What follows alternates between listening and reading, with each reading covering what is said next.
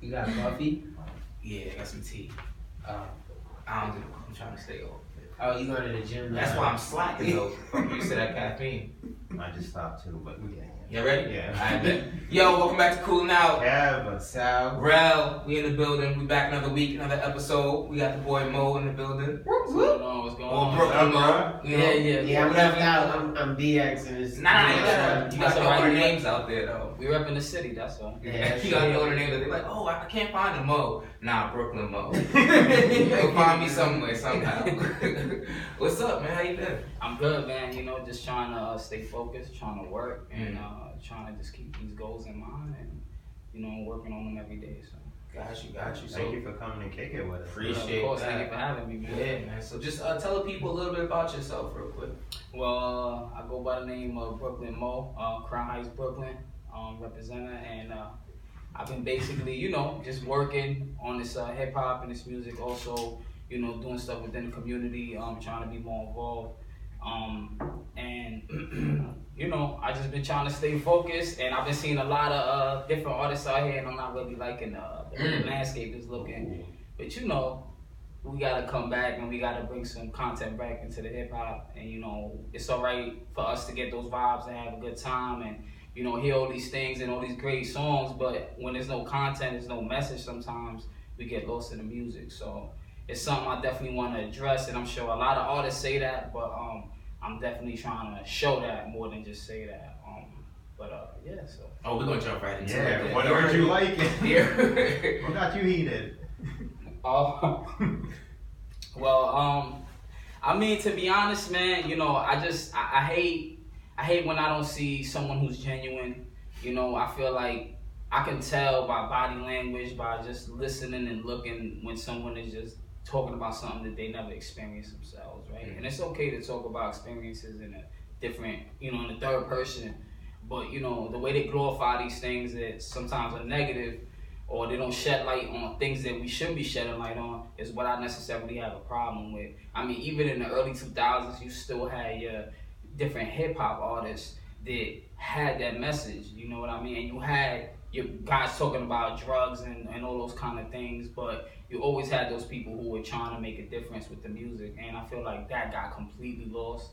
And I also feel like, you know, in this day and age, the kids need it now more than ever, because hip-hop is the biggest it's ever been worldwide, and it's literally the biggest music genre in the whole world, and we're not giving these kids any messages, like, you know, positive messages, and it's like, that should be a crime. Someone should be getting in trouble for that. And these labels don't get that, because they're making money. You know what I mean? Look at Tekashi 6ix9ine. Ignorance is like, I mean, it's getting you paid. I was waiting for that one. Yeah, I'm just being real. And it's not against Tekashi 6ix9ine, because at the end of the day, he didn't just pop up with Gummo for one track. He worked that shit for 3-4 years, right? He worked music for 3-4 years. And he, you know, he also did different, you know, publicity stunts. He walked around with HIV, you know, like, you know, written on his clothes, right? So that he could, you know, he was getting like 1 million likes. Like, before he had 1 million likes, a million followers, he had damn near 1 million followers for being a troll without music. So it goes to show that we don't hear about these people till they blow up, but if you go down the line and you really look, people working. So the fact that he has all that work ethic and all those things, but chooses to put out what he puts out, it's kind of a problem, to me at least. You know what I mean? So, you know, I mean, but shout out to Tekashi 6ix9ine, man. He's doing Yo, I love when people do that. You know what I mean? Listen, I didn't say he was trash, so I'm just saying his message is trash. And, you know, that's just me, but. I feel you. Let's talk about your origins a little, man. Like, so you from Crown Heights. How was that like growing up like that? And how did growing up in Crown Heights influence your music today? Or how does it influence your music today? Well, you know, growing up in Crown Heights was honestly an amazing experience, because, I mean, now it's all gentrified, but, you know, we're talking about 15 years ago, it was everybody, every kind of creed, race, whatever, and we grew together, and we were brothers and sisters, right? And, you know, we had the bad brothers and sisters, and we had the good brothers and sisters, so you learn those experiences, you learn what block don't walk down, you know, at a certain time of the night, or they will mess with you. So, you know, it taught you, you know, the streets, and it taught you how to, you know, take care of yourself. And, you know, I feel like with the gentrification, it's lost a lot of its origin in Brooklyn as far as like how everybody knew it, how we grew up. You know what I mean? So it's like, it's just so different now than what it used to be. But I'm just happy that I was able to experience the back end of that before I seen that change, so that I know what it was like beforehand. And I mean, basically, you know, growing up with, you know, Jay-Z and being from where Jay-Z and Biggie's from, and like those people inspired us like crazy, you know, Sean Price and all that, you know what I mean? So like, you know, that was like easy to be, everybody was inspired by these people who made it out the same place we were from. So for me, music came to me, you know, it was around me all the time. Like hip hop was around me, I was born around it. So when I got to a certain age, I guess I was like, damn, you know, I want to, you know, share the stories that I've experienced in my own way. And, you know, I never wanted to be Jay-Z or be Biggie. I just wanted to be Mo and talk about the things that I've seen, you know what I mean? So that's definitely, you know, Brooklyn's a big inspiration in my life, you know what I mean? And it will always be, you know, definitely. How long you been rapping? So I've been rapping now for about 15 years now, probably. Sheesh. Yeah, so you know, I mean, when I started, I was copying what I heard and what I thought was how you were supposed to rap, right? So, like everybody, right? With the first, you know, the first time it's gonna be imitation. We're gonna imitate what we you know, who we influenced by. So I listened to a lot of Dipset and stuff growing up, you know. So like, we was talking about bricks and guns, and I wasn't doing that stuff. I knew people who was doing that, so I felt like I could talk about it, but I was saying I was doing it. So, you know, as I grew as an artist and as a person, I realized that, you know, I got a better reception when I spoke about things that seemed authentic and genuine to people. They could see that, damn, that guy's been through something, or he's been through that. So I learned to take, you know, these life experiences that I had and put them into my music. So that's, you know, that was basically my whole transformation into a better artist, was just me working on me and finding out who I was as a person and an artist, and that's what helped me grow to be comfortable to where I am today, you know, basically. Got you. Off Wax, you were telling them a story. I had to leave out, but you were telling them a story about, you know, how you started rapping, you took a break, and then you ended up, you know, coming across a very prominent, you know, producer. So if you want to talk about that story just a little bit. Yeah, so basically, you know, was rapping for a while. I was on it, and you know, it wasn't, of course, the same story. It wasn't really seeing nothing out of it. I wasn't getting a buzz, and this was you know, a little bit before, like, it was during social media, but social media is a lot more like prominent now. And as I was doing that, you know, I started going to studios, and I wasn't liking the way, you know, I was hearing things, and I was like, you know what, man, I need to work on my sound. I need to find a sound, and I always had a good ear for music. So, you know, I started to like self-teach myself as far as, you know, engineering and stuff like that. And I basically worked, saved up, bought a home studio for myself, and I learned how to mix it and master and everything myself, and that's how I grew as an artist. And you know, at one point, once I got to that level, I went and I said, you know what, it's a business side to this. I gotta step back, because the music, I'm almost there. So I'm gonna work on the music, but I gotta work on the business aspect, because I never had 30 people in my corner. I never had management here and this person here, someone doing pictures for me, someone doing videos for me. It was always me, right? Or whoever was just in my little circle. So, you know, once I started doing that, I said, you know what, let me start understanding business, and let me start understanding branding and marketing, and understanding that I'm more than an artist, I'm more than a person, I am a brand, right? And who's my demographic? Who do I speak to? Who wants to listen to this, right? So those are the things I started wondering for a couple of years, and you know, I took a seat back and I watched other people, you know, take off, right? And I had a friend call me and he told me, hey, you know, you inspired me a lot, you know, and I've been working on this stuff, and I want you to come to the studio and check me out and hear what I've been working on. And I go to the studio, you know, it's a beautiful studio in Soho. And I mean, we got $50,000 paintings on the wall, and you know, they got a throne. They literally have a throne in the house that like no one sits on it. It's just in the corner, right? So I'm like, man, this place is official. So when I walk in, I look on the wall and I see Eminem, you know, Marshall Mathers LP, 21 times platinum, KRS-One, Biggie Smalls, Ready to Die. And then there was X from DMX. I mean, platinum plaque after platinum plaque. I mean, Rolling Stones. I mean, literally like so many different genres, and they were all cut at that studio. And I was blown away by that personally. And since I had took a step back from music, it kind of like inspired me. Like it just drove. And then I went in and I seen the studio and I met the guy who stood there and he started telling us about Eminem. He said, man, this guy was staying right here on this couch, man. Wow. And I was like, the couch that I'm sitting on, bro. Damn. He's like, yeah, bro. He's like, bro, at one point he asked me, hey, what do you think about this part of the song? He's like, listen, man, you Eminem, bro. Like, you tell me what I think about it, you know? And he's like, it was a surreal experience for him and for me as well. So after that, I hooked up with Chris Conway. That's the engineer. It was the engineer, actually.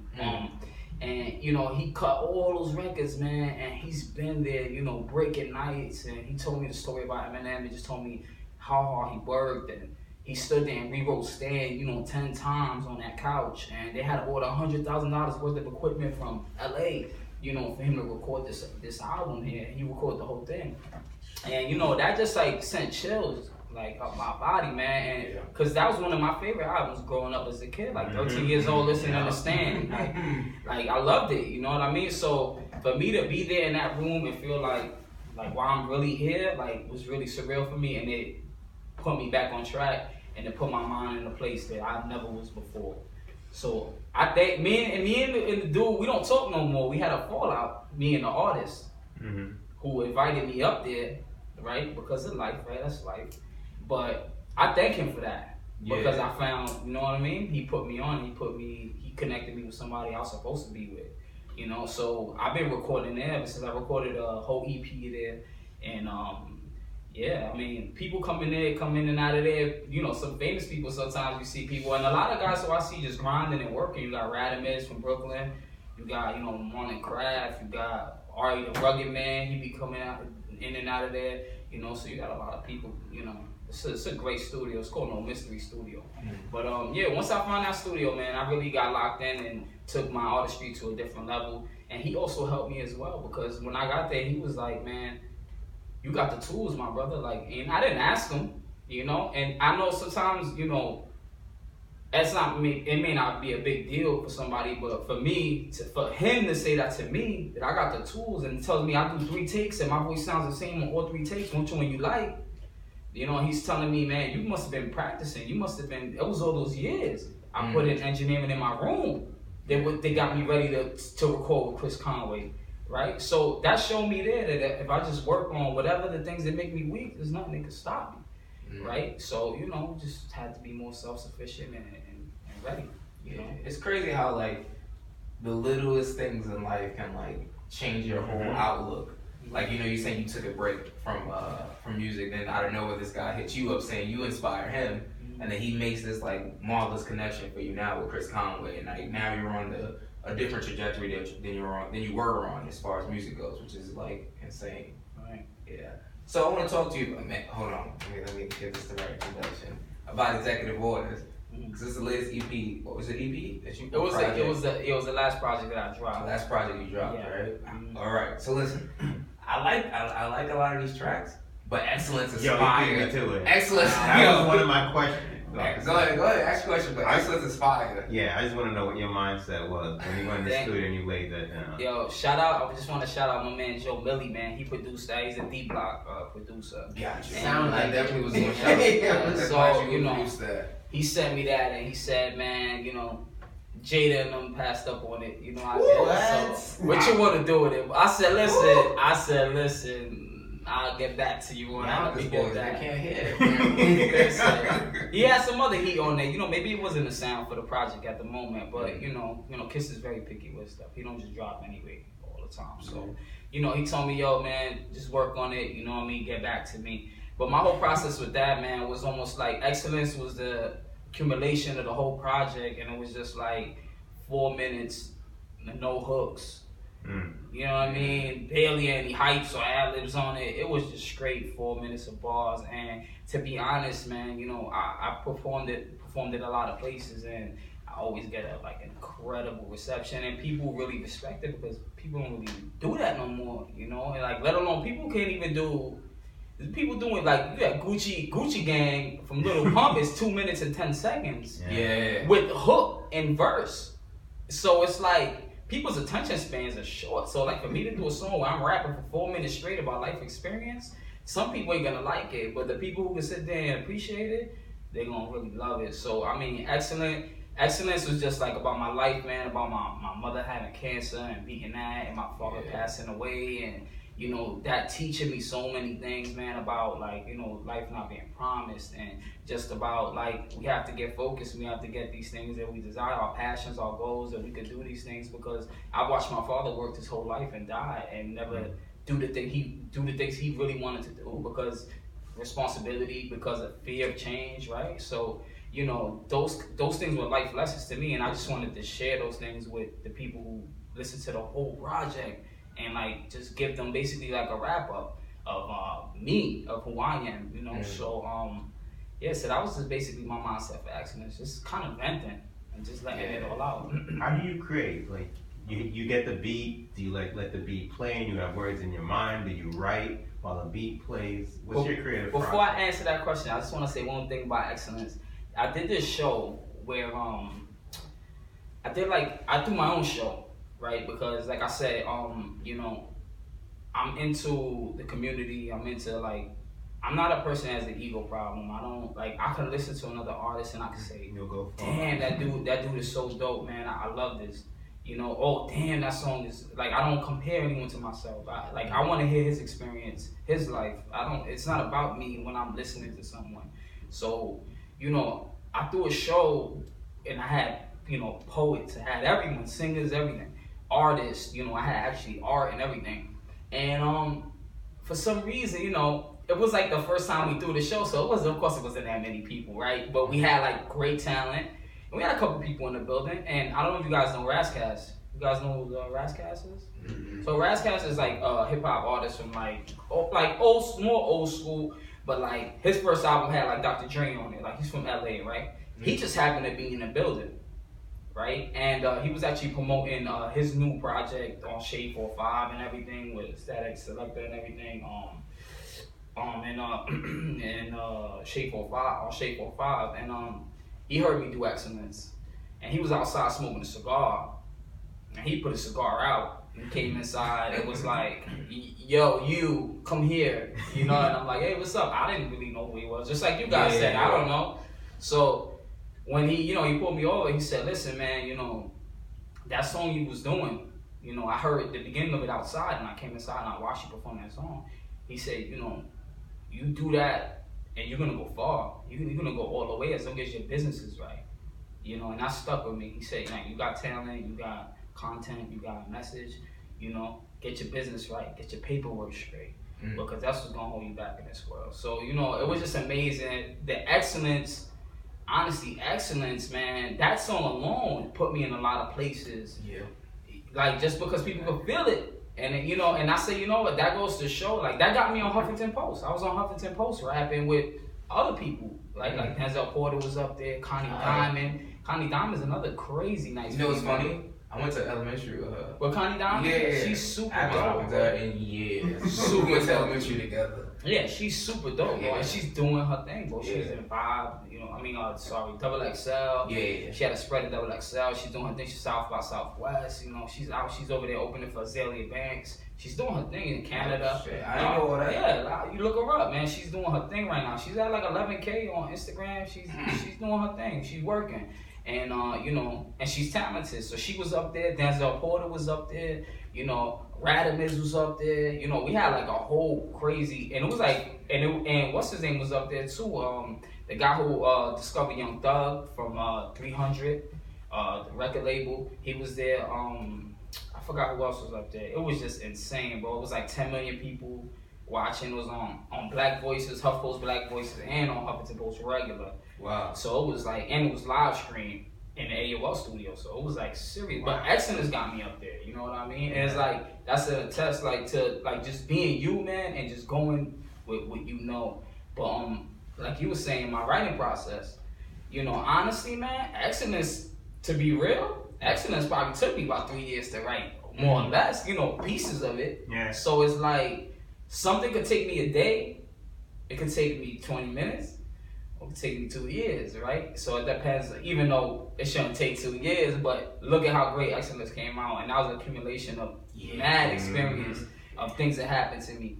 So like, it could be all different, but definitely when I hear a beat, I'm going for a sound, whether like, my mindset right now has been this year, between the last project and the projects that I'm about to release now, has been to modernize my sound and to become more, trap hop. Like, we could do the trap beats, we could do the trap hooks, but we're gonna have a little bit of content, a little bit of message in there too. So if you're listening, you're hearing something. If you ain't listening, you still vibing to the beat. So that's what I've been trying to tread, like, as far as, musically. Like, and it's hard. Mm-hmm. It's hard to have a message and to do something that's a little more commercial, right? Because like, that's what people, they latch on to faster. Modernized stuff. Something that sounds like something they're a little familiar with, but it has something else to it that makes them come to you. Right? Because if you sound like Future, I'm gonna just listen to Future. If I want to hear Future, I'm not gonna listen to the Future. Yeah. Right? Like, so, when it comes to that, it's like, I gotta be me, no matter what. But I always thought about it like this. What if Future said, yo, Mo, I want you on this track with me? How would I attack that?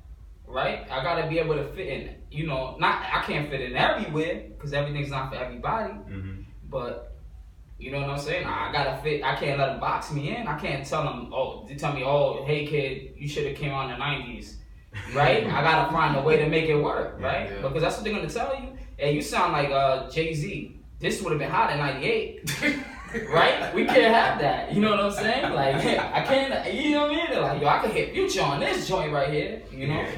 So I guess it's just about growing as an artist and not trying to let people box me in, and trying to be, and not being afraid to be different.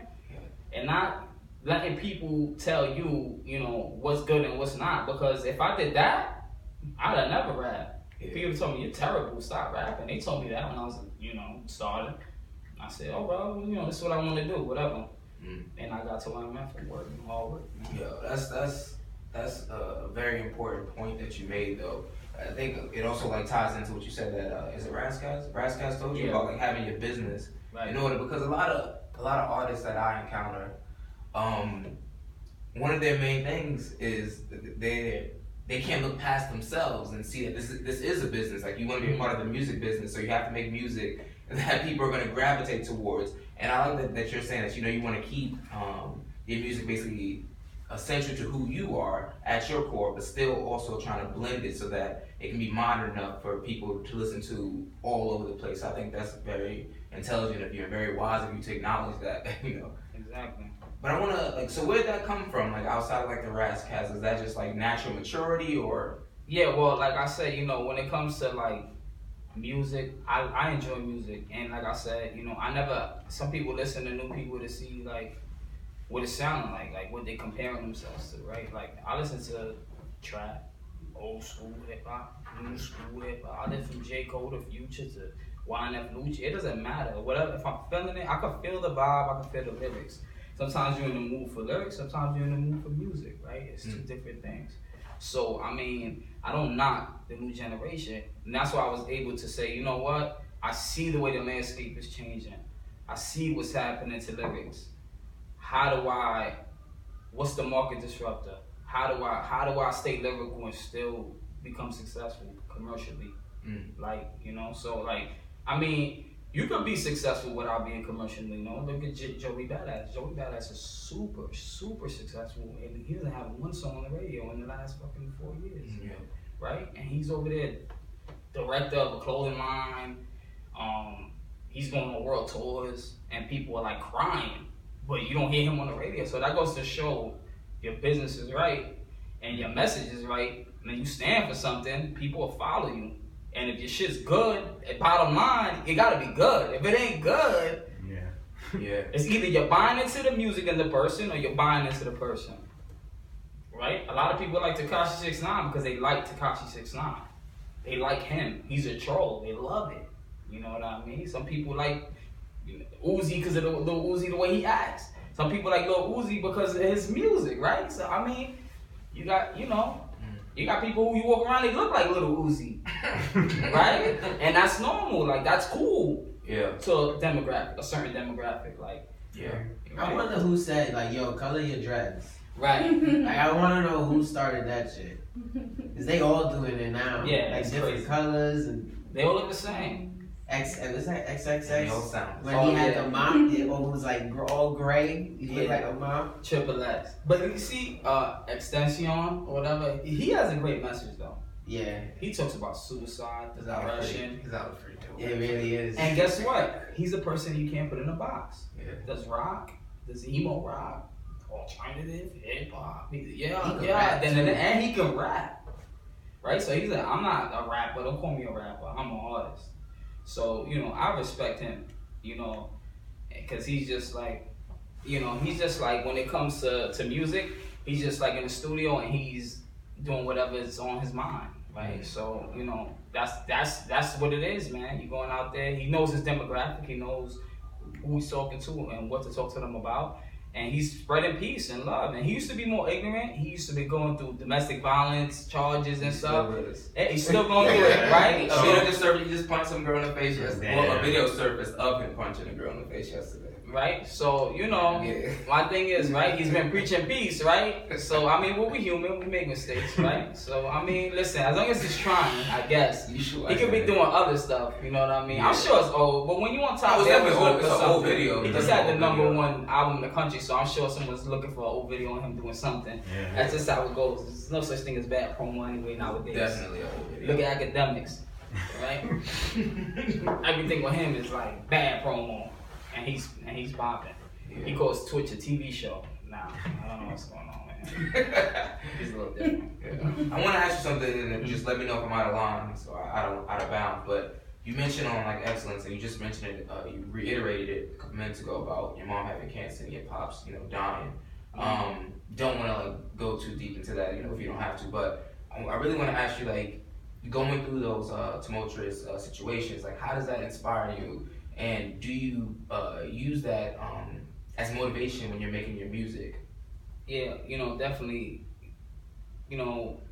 My father passing away, I seen the effect that it had on my family and on my mom mentally and even on myself mentally, and it definitely made me value, life a little more seeing that. And then, my father passed away in 2011 and then my mother got diagnosed with cancer like basically a year or two after that.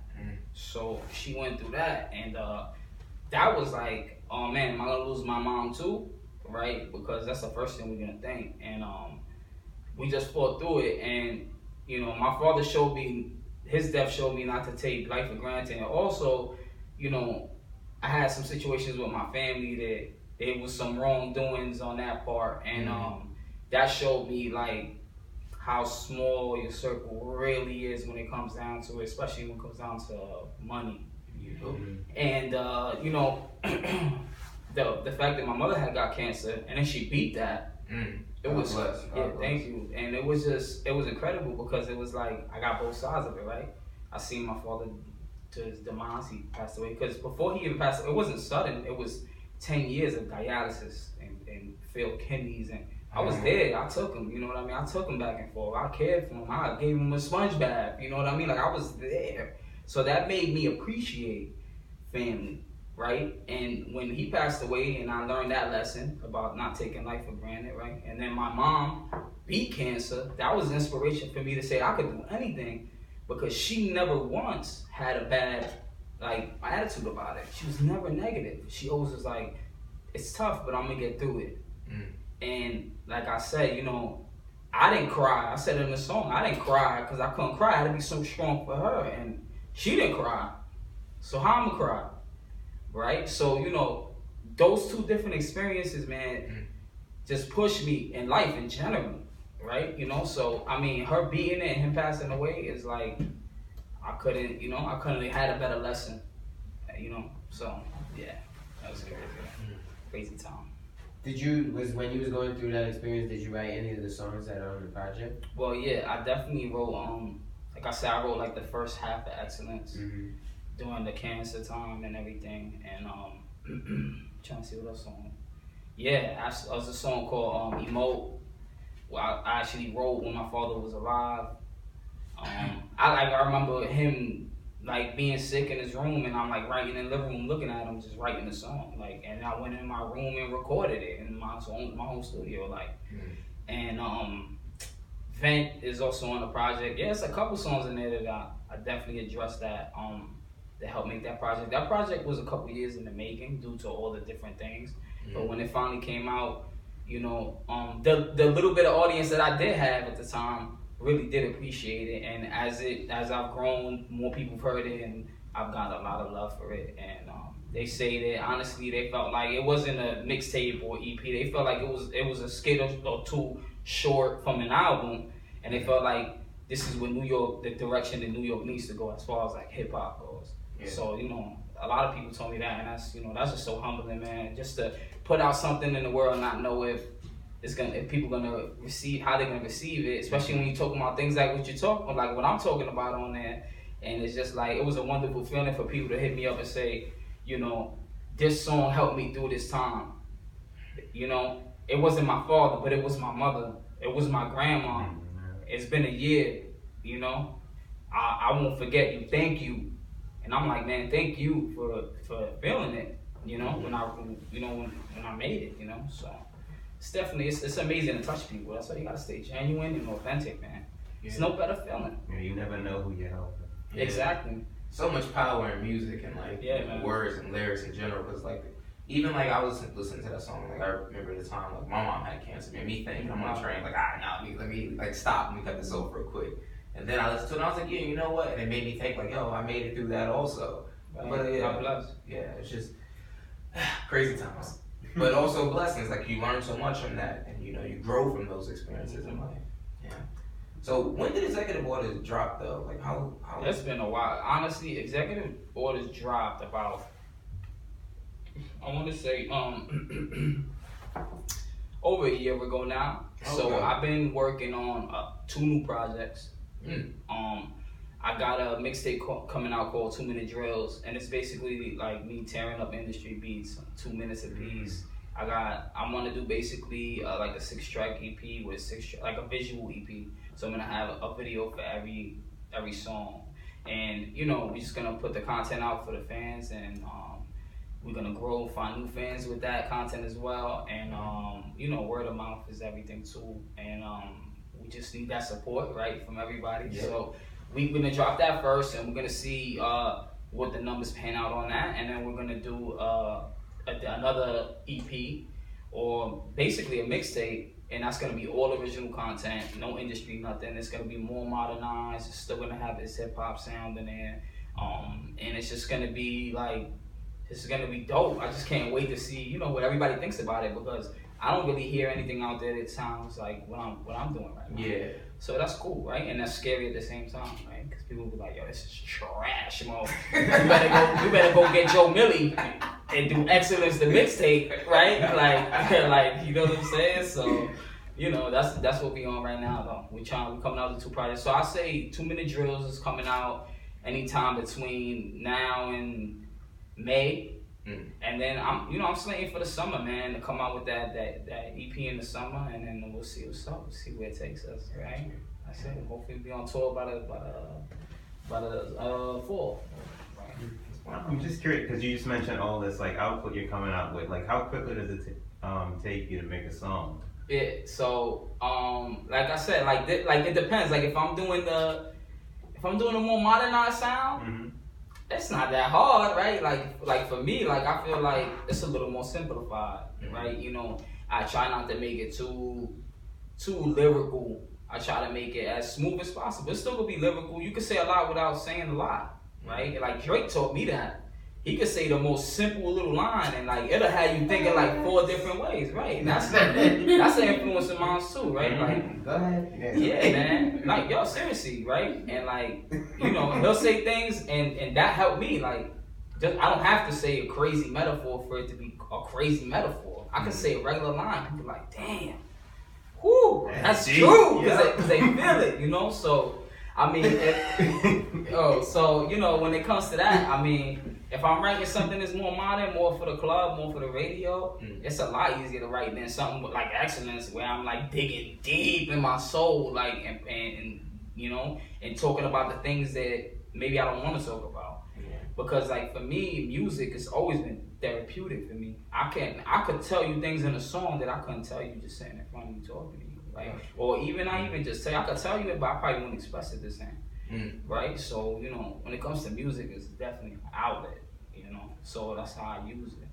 So yeah, So for example, like let me think. So like a song like Right There. Like something like that, how long would that take? Like how long did that take you? Right There is a funny story. Right There, we came up with we heard the beat, and when we heard the beat right there, I just had like a shaft, like 70s vibe to it, and I was like, yo, this is funky. It got it got all the crazy sounds in it, and I just felt like when it finally dropped, I felt like it was almost like a constant, like a flow. And when I listen to certain instrumentals, man, you know, I understand when a beat is incredible by itself, because music is incredible. A beat like Excellence or like Right There, I could just play that and the whole place would just bump their heads to it. It don't even have to be nobody on it. So when I go on that, like I just want to make sure that I'm complimenting that instrumental. It's not about me, it's about us. It's about that beat, the feeling it gives you and the feeling that I give you. So when it comes to Right There, I just felt like it was like I'm almost there, I'm reaching, I'm there, you know what I mean? And I say, you know, the goals, the dreams, the holes, right? And like that's a little cliche, but like that's how we measure success, right? That's how that's not how I measure success, but that's how the regular person representation of something, right? So when they see, man, he got all the holes, all the cars, all the clothes, this dude made it, right? So it's just about getting there, and it ain't really about the holes and the clothes, and cause that don't mean nothing. It's just about making that, you know, having that platform to make a difference in people. For people, right? And for the community, man, because I just see I feel like there's nobody doing anything for the community like there should be. And there's so much money in hip hop right now. People are getting paid from Target. Like Lil Yachty got a Target deal. Like, right? Like if you get money, like if everyone's just handing out money to everyone, everybody has a sneaker deal. Everybody who's rapping has a sneaker deal. Like you got Gary V, the motivational speaker, with a Puma sneaker deal, whatever. K-Swiss, whatever. Outsold Future and Pharrell his first weekend. Yes. What? Yeah, and they told him he couldn't even. They said, "Why are you doing a sneaker deal, Gary? You're insane. You're a motivational speaker. Like, why are you doing that? That's gonna fail." They said, "Oh well, you know, the deal was good. I'm gonna try it." And he said that's why he loves when people doubt him, because look, he said in your fucking face. Yeah. More than Pharrell and this dude opening. Who the fuck's Gary V? A lot of people don't even know who that is, right? So I mean, another Brooklyn guy. Shout out to Gary V, man. Keeps me focused, right? Man. Word. Yeah. Yo, real talk, right? I'm on LinkedIn and IG. Exactly. Get my daily fix on You have to, right? First in line, right? So you know, when it comes to that, you know, I just want to be a person that can make a difference in the community, because I don't see that a lot, at least as much as I should see it, because we don't know where everybody's money goes, really. But so. You still in Crown Heights? Yeah, I'm still in Crown Heights, man. I'm been hanging on by the thread. I was gonna ask you, how's that? Man, I know that whole neighborhood's changed up. It's you know, it's a beautiful thing, and it's also kind of sad because a lot of the faces that I grew up seeing, they're not there anymore because they can't afford it, man. Yeah. So, you know, it's such a beautiful neighborhood. It's such a beautiful place to grow up. I mean, you know, New York City's incredible, and Brooklyn is its own place. You know, we all say that about where we from, but you know, Brooklyn just has this kind of its own touch to it. It's like you're not in the city, but you're in the city. Like, are you from New York? No, I'm from Brooklyn. Like, you know what I mean? Like, what? I thought that was New York. Like, yeah, no, right? So, I mean, it's great over there. I love it. And it's also, it was such an important part of my life growing up. And it's such an important part of who I am, even now to this day.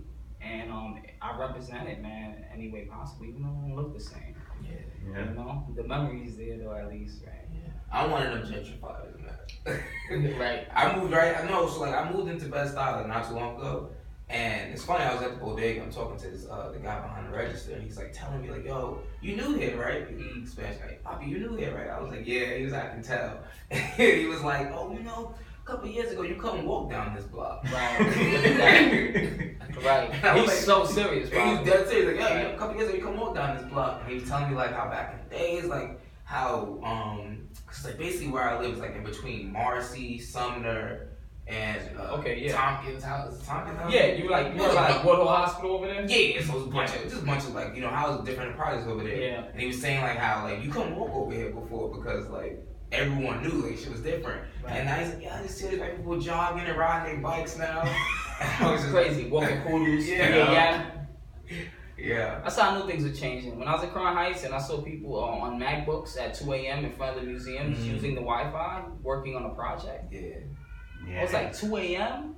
Nah, I was headphones and I don't glued to phone. It's like pitch black in front of the project, just strolling. I'm driving this weekend, right? And this white guy with his shades on just stopped. He just like sitting in front of Marcy. And he looking like a toy, he's just like looking up. Like, this is where Jay-Z's from. Like, yeah, he literally like standing in the corner like, so this is where they wrote Decoded. Yeah. And he just standing there, and I'm like, I'm looking like, I'm trying to drive. I'm like, oh shit, he just standing there. Right. And I'm like, yo, a couple of years ago, you got robbed. And like, you stayed there now. No one bothers these people. They would have asked him, yo, you need something? So yeah. he said no, no problem. Right? Why you here? Like, yeah, so why you here then? Yeah. Sightseeing? It's crazy. It's crazy. Yeah, man, it's changed, you know? But I mean, you look at the projects now, even, man, the projects have changed too. You know what I mean? You got all type of people in the projects now. Yeah. It ain't just, you know, Spanish and black no more. It's everybody. You got Asians, white people, whoever, right? So, you know, New York is just changing like crazy. It's like not affordable to live anywhere at this point. You gotta live like, even in the ghetto, it's expensive. You got 5 white people sharing one room.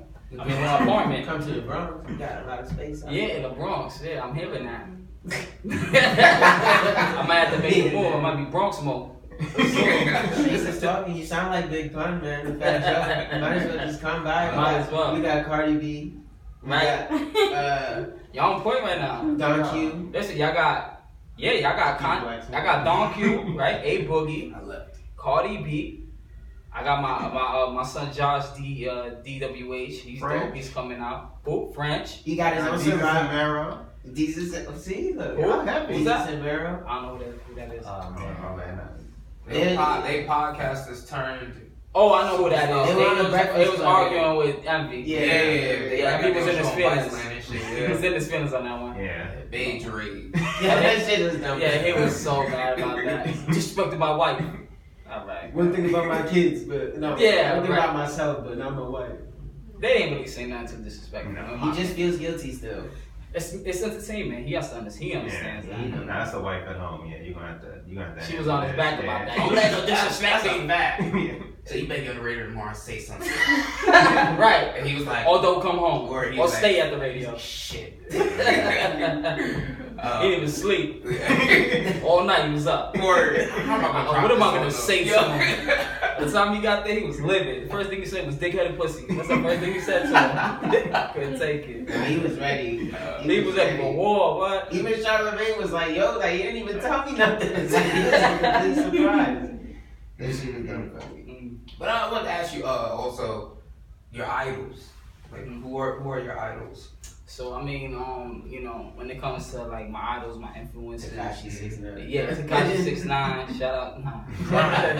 But you know, like I said, Jay-Z, man, Dipset, you know what I mean? I mean, Dipset was huge, man, because it was such a big movement, and it was more than just like, it wasn't just Cameron and Joel's and like the main players. Like I listened to everybody, man. Like J.R. Ryder when I was growing up. Jarel. What J.R. Ryder? 40K. Yeah, Oh you my talking God, Uncasa, right? We talking about like, I remember like listening to J.R. Ryder go on the radio and like spit over like 50 Cent, like, you know, what up, gangster? And like, I remember Cameron in it like 7-8 minutes straight. Cameron was like 5 minutes in, like, I put my house on him. I remember that, yeah. I put my house on him. Damn. You hear me? Like, They would sit like it was inspirational. And that's when you used to get your tape deck ready. Yeah. You It know was what on I'm Flex, right? Yeah, it was on Somebody used Flex. to actually listen to Tear the that radio. shit. They You used know, to I tear. promise I used to always say JL was like one of the best lyricists ever. And the thing with Jarel Ryder was, and to me that was so influential to me, was that he wasn't just like insane at like doing that radio shit. Yeah. He would go make a fucking track, bro. Yeah. And he would have the fire hook, the beat, like he was an artist, a complete artist. And I think they maybe was threatened by that a little bit. And I feel like they didn't push him the way they were supposed to. He was supposed to explode. He was supposed to be, to me, bigger than Cameron. Then he started dealing with drugs and he was locked up and all type of crazy. He went down. He always was dealing with that stuff, I guess, but he always used to say that. But you know, so like, yeah, Jarel Ryder, man, like super huge influence growing up. Cause he was a young kid, like, and they were like, yo, he's the best, you know. So it was like, yeah, like, you know, 3 years I could be like Jarel, right? Like, he was hype. Like J Hood, man, from D-Shot. J Hood, like the young guys, like those are the dudes, like Chris and young Chris and Neat from like Rockefeller was insane, bro. That's Young Guns, isn't it? Young Guns, yeah, absolutely. But Young Chris, like to me, was the nicer one. Yeah. But even that whole movement, you had D Block, you had Rockefeller, you had Dipset. I mean, it was crazy. G-Unit in there. G-Unit came, yeah. Young Lloyd Banks. Yeah, hell yeah. Yo, I was starting to get a little older by that time, but like, I love that too, that era too. But like, all like, that was a great New York era. It was like super duper. It was in groups. It was like super labels. Like, it was insane. It was like so much content, so much artists. Drake, man. From the day Drake came out, I've been bumping Drake, man. I like Drake, man. Hold on. Yeah. Alright, you could go ahead. Go ahead. I like Drake, man. I appreciate Drake, man. Drake is an artist, man. You like Drake too. You fully I love Drake. Fully express why you. Why do I like Drake? Yeah. Why I like Drake? Because I think Drake understands the business, and I think he's a mastermind when it comes to promotion and and understanding his audience and demographic. And I just feel like you can learn so much by just listening to him and the way that he approaches situations, like even beef, all of that. Like, you know what I mean? Like, I like Drake a lot, but at the same time, Drake is corny. He's fact. As a person, to me, Drake is a little corny as a person. Now, maybe that's because, to me, maybe because he's from Canada, it's a little different when he grew up. I don't know, right? Yeah. But when he's like a regular dude and he's just like chit-chatting, he's corny to me. But as an artist, I think he's incredible. Right? I think when he goes in a booth, it's like a whole different person. Right? His persona is dope as fuck. Yeah. But him as a person, I think he's corny. I probably would never hang out with him. Exactly. Like, I would go to the studio with Drake, but like, he's like, hey dog, like, you want to go after? Hey dog, you want to, you know what I'm saying? Like, you want to go chill with party? Like I probably would now, right? Like, if you want to be in the scene, right? But like, I probably won't have fun. I might though. I don't know, right? Nowadays you probably will have fun. Yeah, nowadays. Back in the day, if you just like another artist on the come up, you'd have been like, nah. Like, that's funny. Like my man's, when he sees Drake, he used to do my boy Goose. He's a DJ for this clique called Fahrenheit Crew, and they be doing anything, man. They be doing Rum Punch brunch in Brooklyn. They got one in Bermuda, Miami. Live from the trap. They got dope events. I'll put y'all guys on later. He used to go to School Upstate, Buffalo State, which is a real party school or whatever. And he said, he like booked J. Cole and Drake, when they were coming up. And I remember him telling me, like, when we were young, like, he's like, yo, you heard this dude Drake? You heard of J. Cole? And I'm like, nah, not really, you know what I mean? He's like, yeah, they doing anything. Yeah, I was like, Drake is kind of corny though. That thing was kind of corny. He's like, J. Cole was kind of quiet. We was trying to bring him to the frat parties and turn up at the school, and they was kind of not with it. Yeah. So it's just so funny to hear that even now, like, he'll say like, Drake is that, like, he'll see Drake and he'll be like, yeah, I booked him. Like, he's like, I remember like put my arm around Drake. I'm like, yeah, that don't more, bro. You know what I'm saying? Drake is big now, but so. Shout out to my man Goose, man. He be doing his thing, Fahrenheit Crew is definitely dope. But yeah, man, Drake was a big influence. Later on, it helped me like master my craft and helped me like push me more to be more open to being an artist and not just sounding like one kind of sound. Like, that's how Dipset was, right? Like, everything was like one sound. Yeah.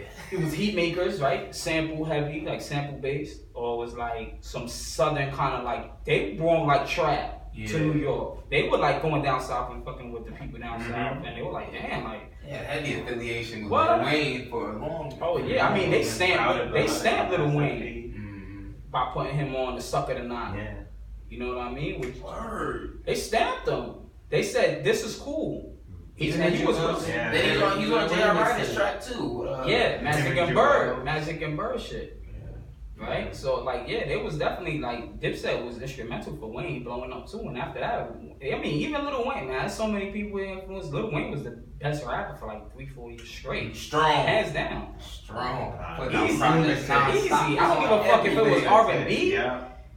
Rock. Hide your I don't beat. give a shit. You're right. The monster was coming. He was on that. Oh my goodness. It's crazy. For him to be fighting Birdman for $50 million, he should be ashamed. They made Birdman up should be ashamed of himself. They made up now. What, yesterday? Yesterday or the day before they made up.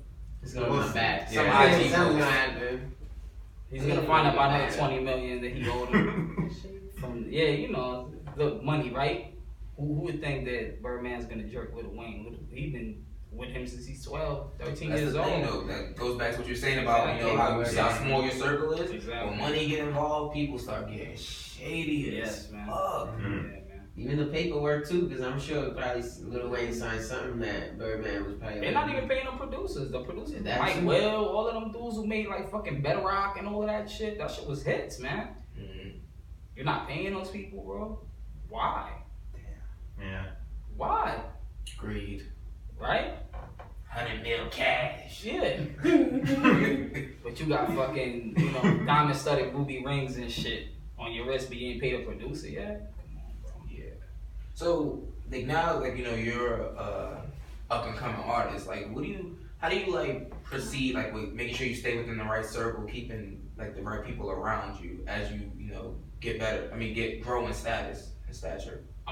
You know, that's always hard, man, right? Because some people are great at making themselves valuable when, you know, a lot of people just want to be around you. When they see you have something, some people will be around you and it's not even for nothing but your energy, right? Like, I got people who want to hang out with me who rap because they like the way I rap, right? We got nothing else in common, right? So they just want to feed off you. And if you're not careful, if you think it's all love, they'll suck you dry. You know, that happened to me. I was rolling around with a couple people, right? My circle was getting a little bigger, and things started going a little wrong, right? I started getting into arguments with certain people, right? People started to like do shady stuff. So like I had to learn that too, you know, as I was out there, because like the last probably year or 2 years, like I was hitting shows like hard, like 2-3 shows a week. Type of stuff. Like I was in every event, everywhere. You know, I was just making connections. I was trying to put my talent on notice for the city. Cause you know, I know people who are not in the city, they would die to go to a fucking regular open mic that I can go to on Sunday because I live there. They don't have those opportunities.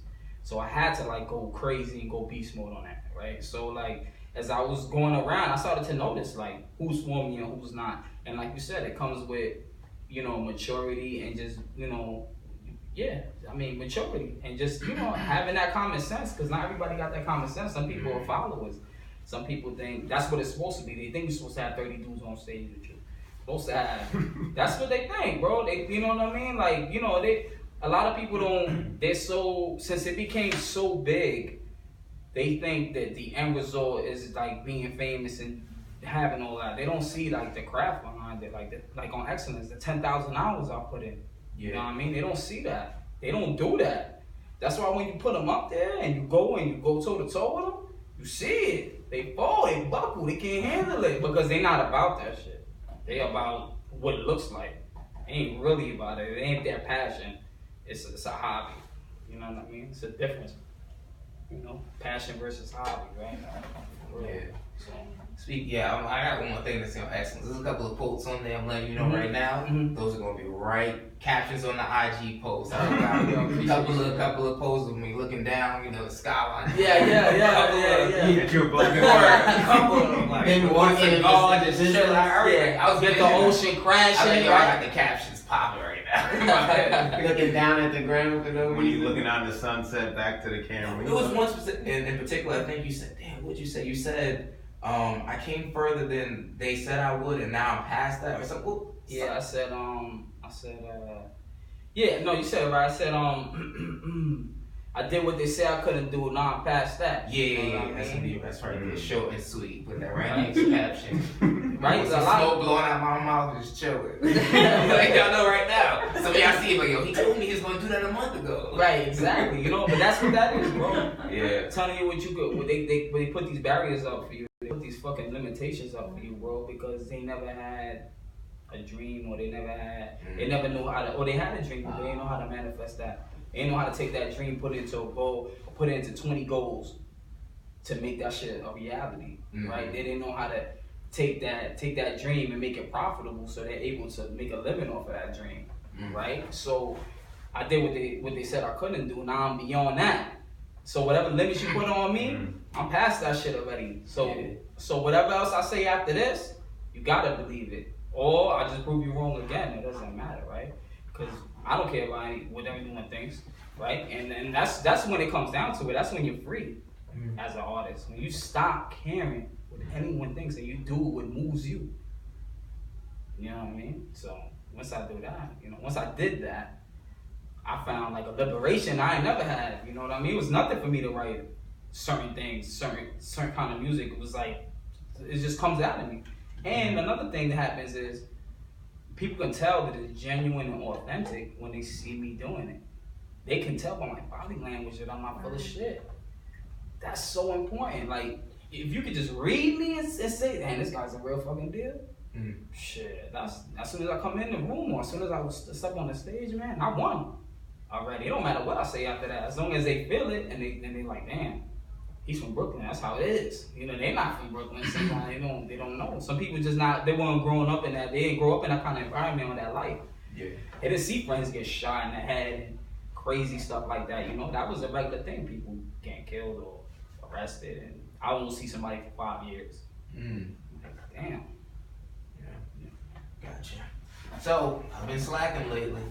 But I ain't gonna let you slide, man. We had a couple artists on here, and I've been like, normally I can put them on the spot. You gotta bring some bars with you. But I've been slacking, so.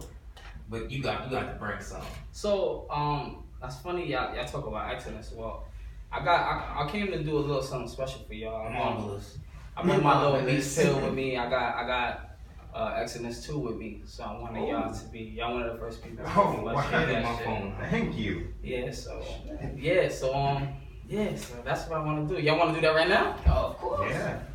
Can I get that nice pill? Where is it? Okay. I think it's right there in the bag right there. Yeah. Thank you.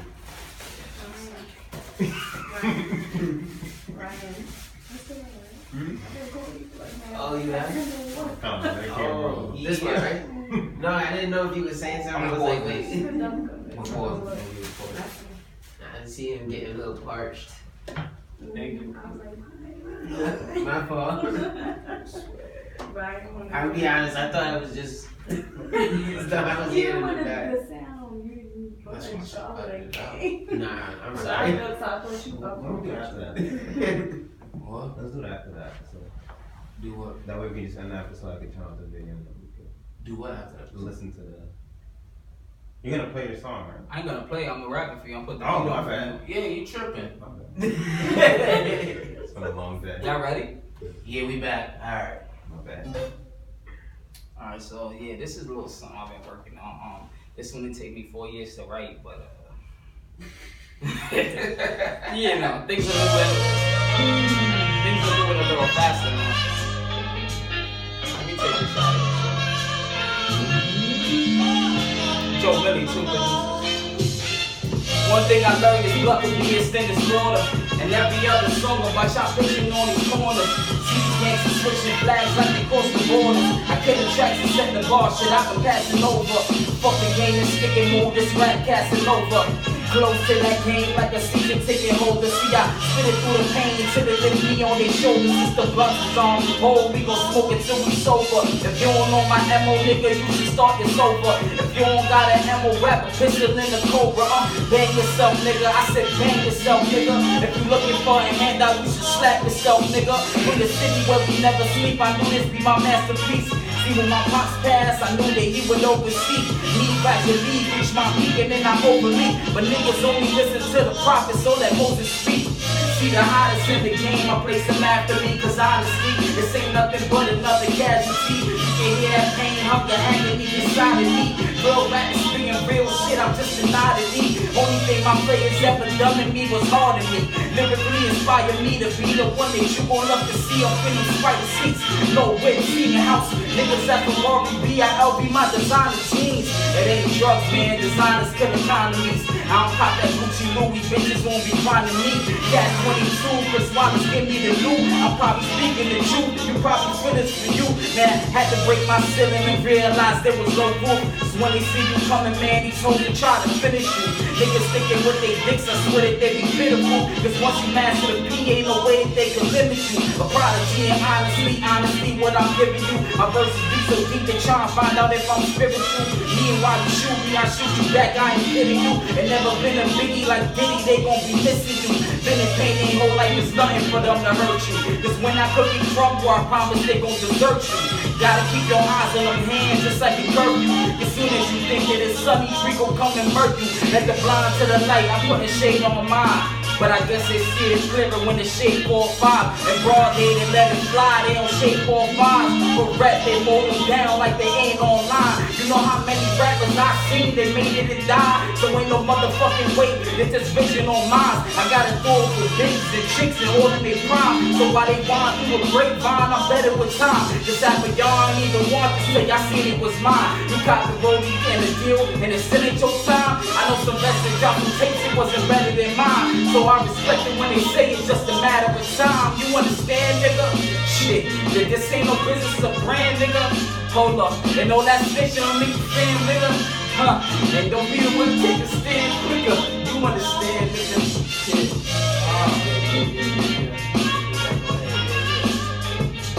So, that ain't recorded yet, you know what I'm saying? That's for y'all, that's straight off the, And I want to go home and put this on the iPhone. I don't even want to. It kept going. Appreciate y'all. Yeah, look at Kevin shit. Thank you, man. Damn, you got a Coolin Out exclusive. I love it. Wow. Just for y'all, man. I appreciate Wow. y'all. Thank you. Wow, thank you, man. That's the sex. Those sex bars were ill. Master the P. Oh Those yeah. 3 bars. All these rappers sticking with their dicks, I swear they be pitiful. Cause once you master the P, ain't no way that they can limit you. Yeah. Even the one before, I think it was like he's I'm coming sure. and he about to kill you. You said something right before that. Oh, when they see you coming up, these hoes will try to finish you. And then when it went into that, I was like, oh Yeah. my God. You love it, bro. Look at I'm telling you, IG captions. That's what. But nah, man, that shit was dope. That was Thank you, fellas. Appreciate Thank that. you, man. right now. Damn, that was dope, man. Shit. Look, they had to turn off the light. They said they can shut this shit down. Shut this shit down. Oh man, but damn. You know, it's funny, you know, you guys start talking about excellence, you know, and I didn't know you guys were gonna talk about excellence. So it's so funny that I chose to do excellence. I was talking to her about it. I said, yo, I'm gonna do excellence too for them. But See that, how they like that goes to show, like, that song is just like, that shit stood out to me. I was like, oh shit, what's this? Thank you, man. Yeah, man. Thank you for coming through, man. For real, thank you for for real. having me, fellas. Before you go, let everyone know your social media, where they can reach you, listen to your music, all that good stuff. Well, you could look me up on Spotify, Apple Music, iTunes. You could just type in Brooklyn Mode and all my stuff will pop up. If you want to hit me up on any social media, Facebook, Instagram, SoundCloud. Actually, they're all Mo Got Bars. So that's MOGOTBARS. Mo Got Bars all together. And on Twitter, it's _ Brooklyn Mo. So those are my names. I'm surprised you didn't put the Z after bars, man. Nah. When niggas start spelling shit out. Yeah. When they start acting weird, they try to be too different. Yeah. Trying to be a little too different for me. Right? Oh, man. Yeah, definitely. Thank you for coming out, man. Yeah, Shit. man. Thank you for Thank coming you. and joining us and Thank blessing you. us with that. That was dope. Yeah, no doubt. Thanks for That was having dope. me, man. It was As great. always, make sure y'all share, rate, subscribe. What else? That's it. Keep supporting, Coolin Out. You know, guys, we appreciate all the love and support. You guys, we've like grown enormously like over this 1.5 span just because of all the support that we've gotten from you guys. We really appreciate that. You guys keep supporting, sharing the love and all that other good stuff. We'll keep, you know, putting out content. Make sure you check out the YouTube page. Got these dope guys. Kev out here, you know, making these vids for y'all. You gotta check it out. We'll keep bringing dope content, dope guests on, you know, dope artists and all that good stuff. Y'all just keep checking it out. What else I want to say before we leave, make sure y'all check out D Green's My Name is D Green, the EP. Check that out. It's on Spotify and all that good stuff. So, yeah, until next time, it's Coolin Out. Stay cool. Dope, man. Thank you, man. No problem, fellas. Kevin was getting sleepy. He like my. You saw Kevin? I woke Kevin ass up with that shit. Kevin was like, shit. I'm up.